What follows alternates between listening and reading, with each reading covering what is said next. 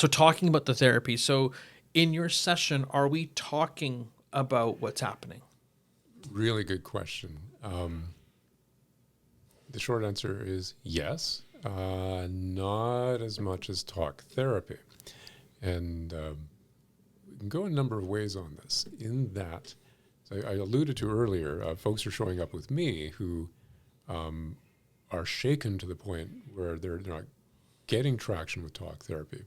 Talk therapy is critically important in terms of the emotional safety and the holding and the rapport that occurs in talk therapy, especially when it's longer term, 6 months, a couple of years. Everything I know about changing human behavior and thinking patterns is it's about a 1 to 3 year project. If you actually have goals, got supports, and you're working on the addiction or becoming a more communicative father or anything you can fill in that blank with, you want to change about our lives. And so the efficiency component of EMDR and some other stuff I do is kind of built around my model. I say on my website, this isn't talk therapy. The challenge is if we're traumatized, there is a very strong pattern of reiterating and rerunning that movie or the story. I'm a victim. They did that to me, they did that to me. And the trouble is when we do that, either within our own minds and experience, or if we keep reiterating that in talk therapy, we're basically just reinforcing the awfulness. Another clinical friend of mine uses this analogy. It's not particularly pretty, but it kind of bears out in a certain way.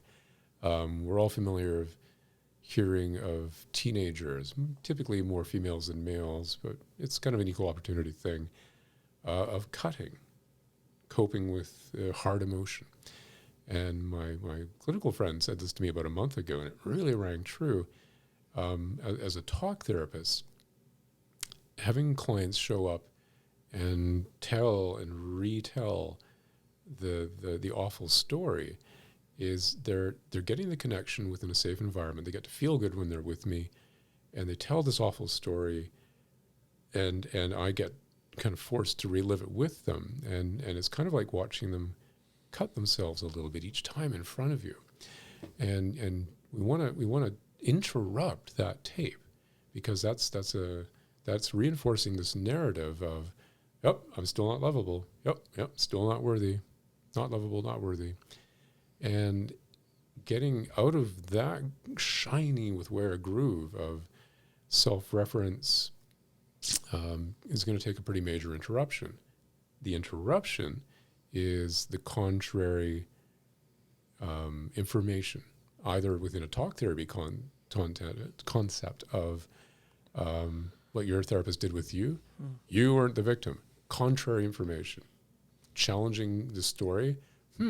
Yeah, you were sexually assaulted by your siblings, and I noticed that you're 40-something now.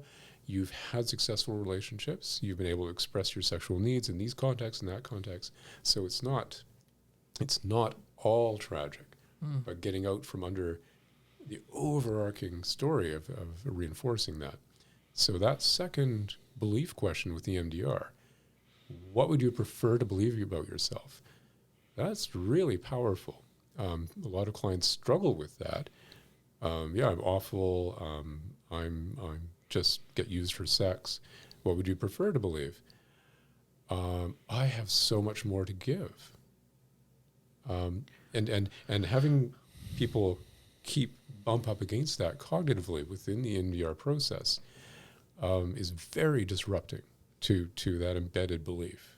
Very, very disrupting. And so doing that interiorly, consciously or unconsciously, and checking in on it numerically over and over within the process is phenomenally efficient. And let me throw this in too.